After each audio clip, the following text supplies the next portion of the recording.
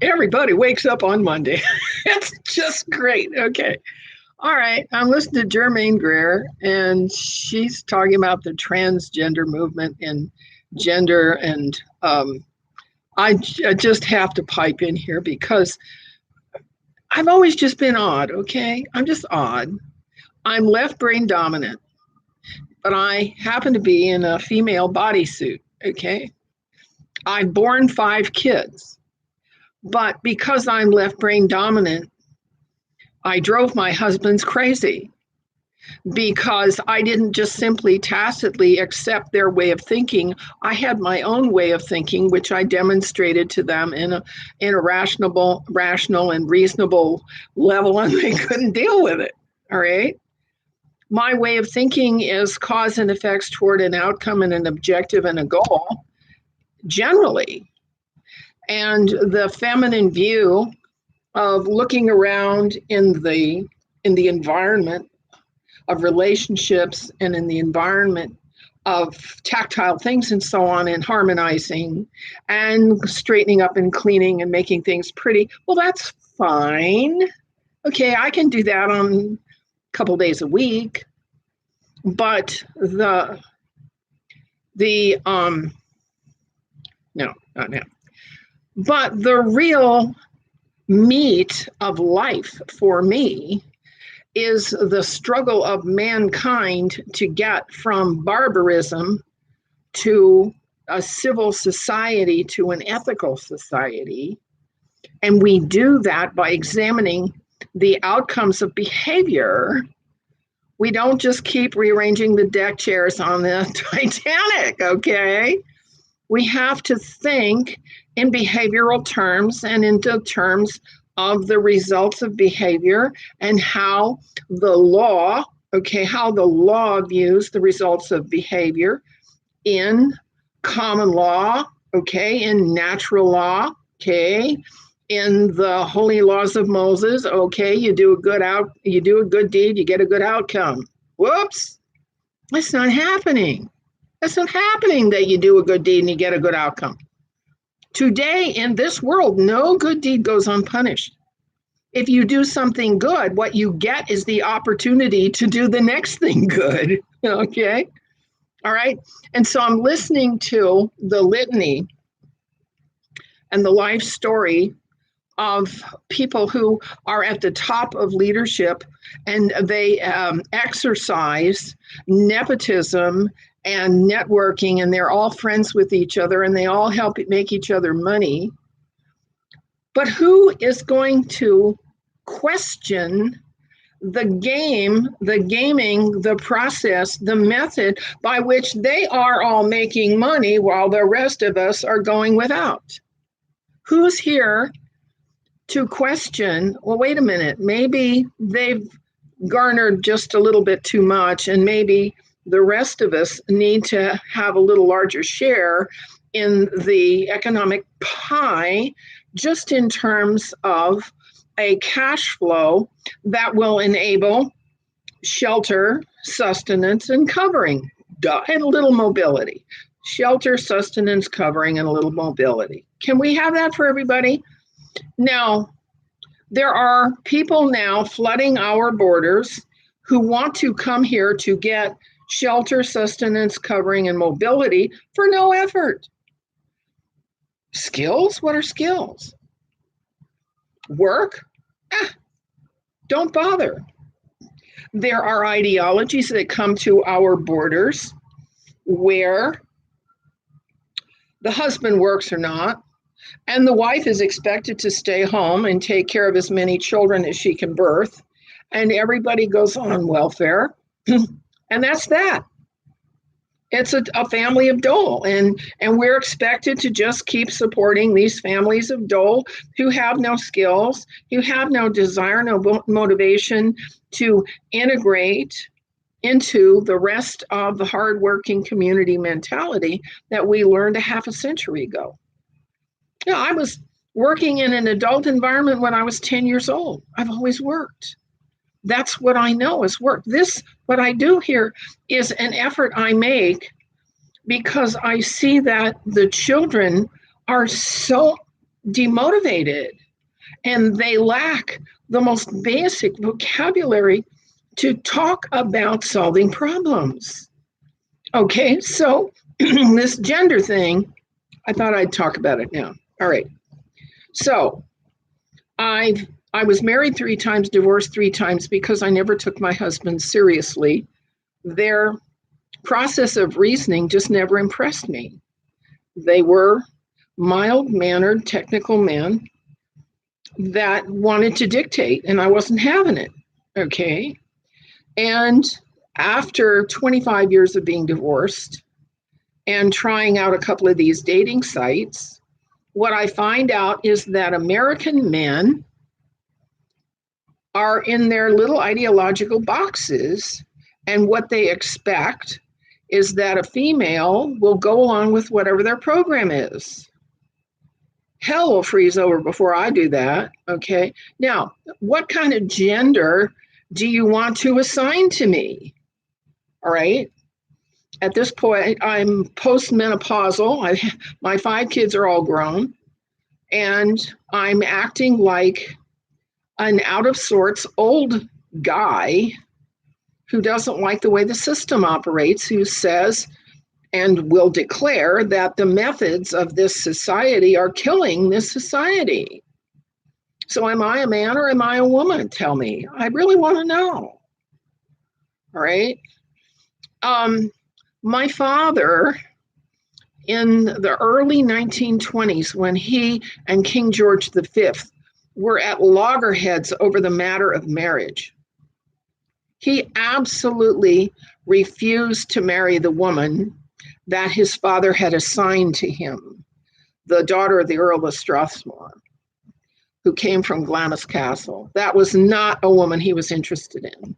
And so his father said to him, and it's in the King's Story, that is a biography that was ghosted by somebody. But anyway, it's quoted that George V said, if you don't marry in an arranged marriage as you were expected to, I'm not going to give you permission to marry. And that's why Edward VIII did not marry until after the death of his father in January 1936.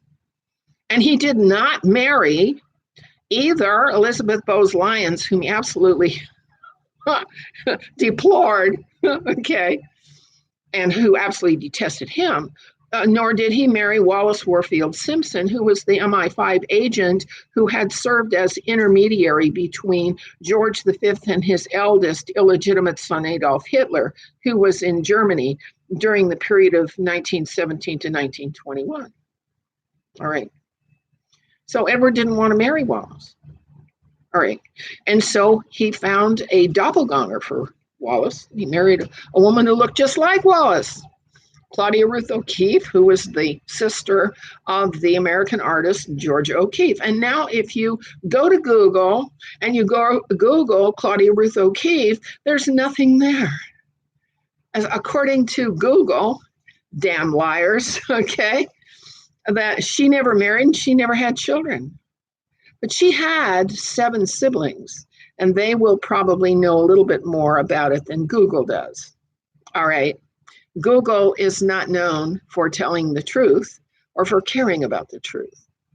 And that's one of the reasons why the New World Order and its top-down dogma, doctrine, obsession, OCD, obsession with only telling the official agenda, the official doctrine, the official dogma, continues onward. And part of the OCD, official doctrine and dogma of the New World Order and the Illuminati top-down hierarchy is that under the New World Order empire ethos, sex exploitation is just business.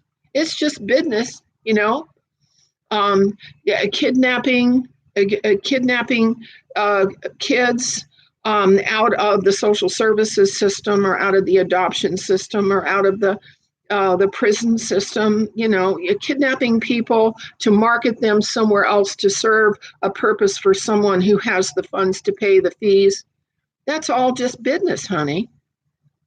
And that's one of the reasons why I stay here and I do this, because if the New World Order ever takes hold, kiddie porn and snuff porn and regular porn, garden variety porn, and prostitution and human trafficking and kid trafficking for sex and satanic child trauma-based mind control and sacrifice, all of that's just business. Why do you think that the Fabian Society and cultural Marxism teach all of that profligate, excessively obsessive sex in our school systems now?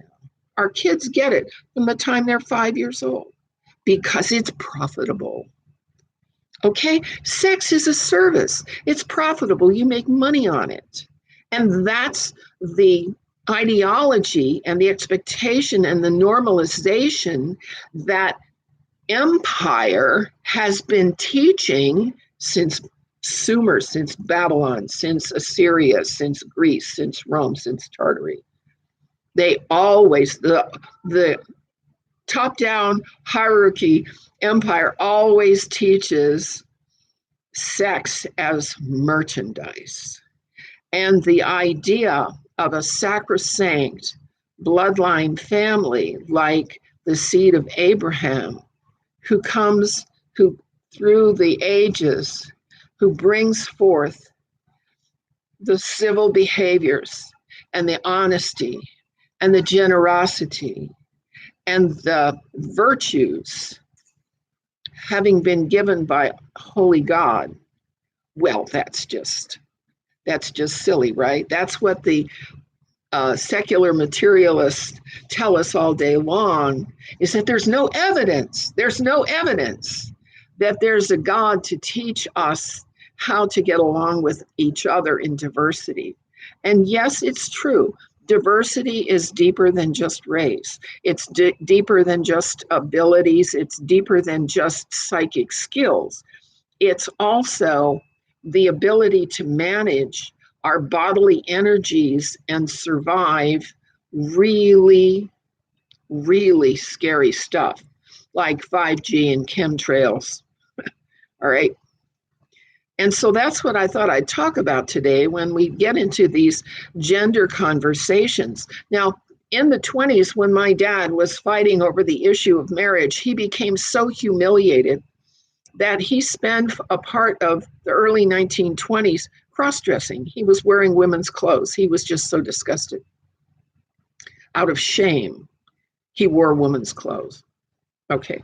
But eventually he married, and he stayed married for 35 years till his death in 1972. All right. So because he was cross-dressing was not because he had relinquished his gender. No, it was because he had undergone such an experience of shame that he couldn't identify with the male role anymore. I can understand that. When you look at what the male role is required to do, to be blind to be insensitive to, you realize that the male role has been all but ruined here in the United States. In other countries around the world that are run by indigenous peoples or old civilizations, long, wise, all right, either in Siberia or the Inuit or, those guys with their didgeridoos down in Australia. Our American men don't know how to be men anymore, and that's why they don't know how to be husbands, and our American women don't know how to be women anymore. They're trying to be men. It's just so sad. So we'll get it fixed. One of the ways we can do that is to leave empty space so that we can think about things without being told what to think. Okay, turn off the TV, turn off the radio, turn off the video, turn it all off, and journal and talk to yourself about what's important and become acquainted with yourself again and realize that we all have to master skills that are both left brain dominant, getting things done, and right brain dominant, harmonizing and assessing where we are. We have to have both skills, whether we're male or female. So let's work on that and stop dividing and conquering over gender. Let's stop being obsessive about sexual pleasure when the fact is that it's the other pleasures that are absent. You can't substitute sexual pleasure for anything else. It doesn't work. Listen to Grandma. Talk to you later. Bye-bye.